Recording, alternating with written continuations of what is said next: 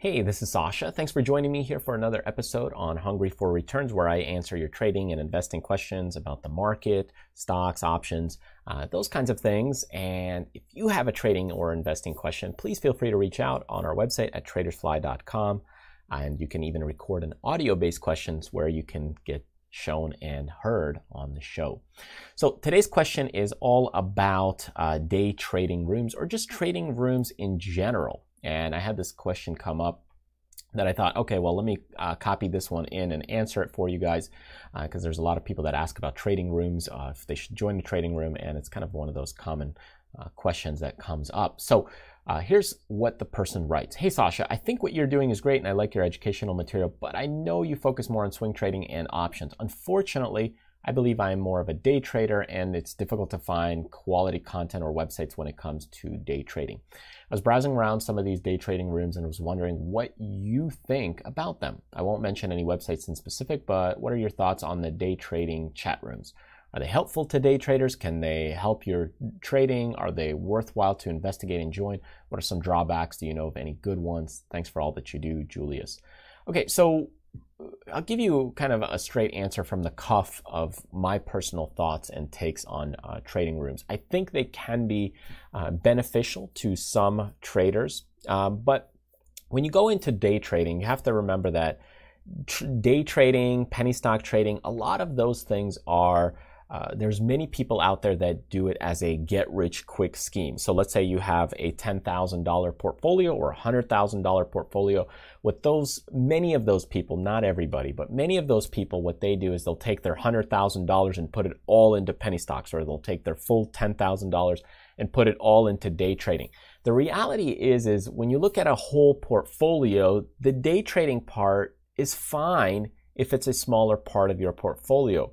Otherwise, what typically ends up happening is your emotions and your focus is really honed in, and it has to be very hyperactive, meaning you have to be really concentrating and focused because you're trading your full account and you're trying to day trade. And if you got 5 or 7 trades going at the same time, it becomes energetically draining. And that's kind of the issue and the problem when it comes to day trading. Now, it's not to say that I don't do day trading or I have never done day trading. No, you can do those things. I've done those things before, but I wouldn't say I want to focus on that all the time with all my cash and all my accounts, and that's the only thing I want to focus on. Because the problem with that is again, the risk factor. You're putting all your risk into one type of trades or, one type of strategy. And it's okay to do at some levels at the beginning, maybe if you're just getting started and let's say you have a lighter or less cash flow, but that's kind of to learn the process of it. Once you really get the hang of it, and even with $10,000, it might be wise to put, $3,000 to $4,000 in longer term investments that you kind of don't have to worry about and focus on every single day. But when you get into these day trading things, what happens is that's what happens in these chat rooms is you have to be super hyperactive.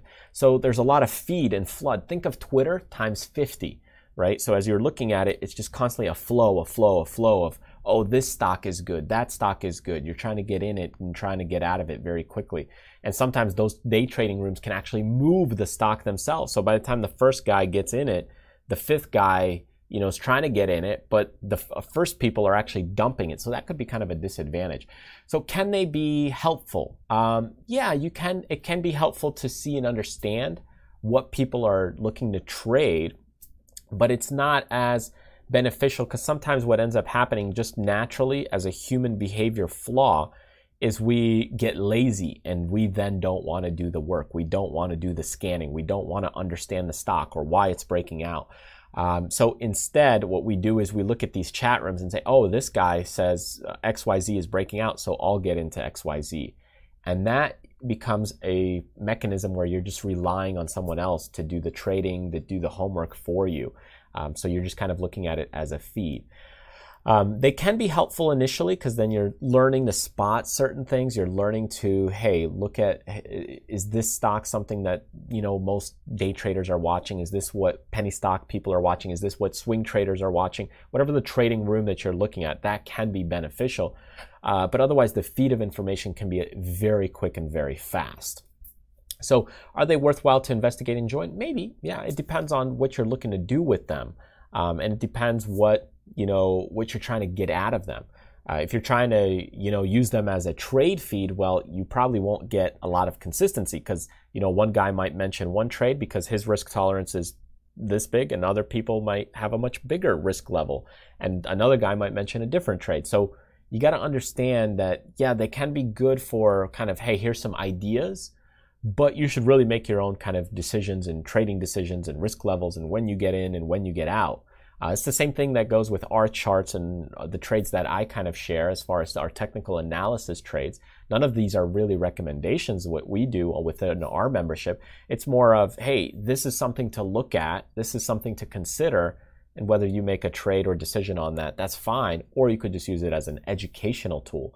So that goes the same with these trading rooms. You could just use it as, hey, let me just learn what's going on and what people are watching, but maybe you don't do or execute any trades. So anyways, that's just kind of my thoughts regarding these day trading rooms, or even just swing trading rooms, or any kind of trading rooms in general, or any membership platform. Is you still got to do your own homework. You still got to do your own work. You got to set up your own plan for every single trade. Because if you don't do that, well, sometimes you might get some wins and sometimes you might get some losses, and you're never really improving on your individual trade, your individual plans, your individual strategies or portfolio.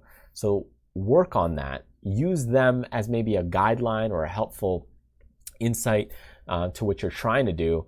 But you can't cut out all the homework and have someone else do it, because eventually what happens is you have this membership service, and then even people email me and say, hey, well, first people want to, they want you to give them the trades. Then later they say, hey, well, can you manage my account for me? So be careful with when you get into this. Don't assume that this is going to be an account kind of management situation, or that you just eliminates all your homework. It's just there to give you some ideas, some insights, to learn from things and see what other people are watching. Maybe some things you've overlooked. And that's kind of maybe what I would look for them as, to take you personally to another level. Use it as a guide or a tool, like picking up another book. That's kind of what they're there for, at least from my personal opinion. So anyways, thanks for joining me in this week's kind of lesson and little episode. If you have a specific question, be sure to send one in on our website at tradersfly.com, where you can write in a question, or you can actually record one by voice or video and send one in, and you might be featured on the show. Thanks again, and remember, do what you love, contribute to other people, but most importantly, live life abundantly. I'll see you next time in the next video.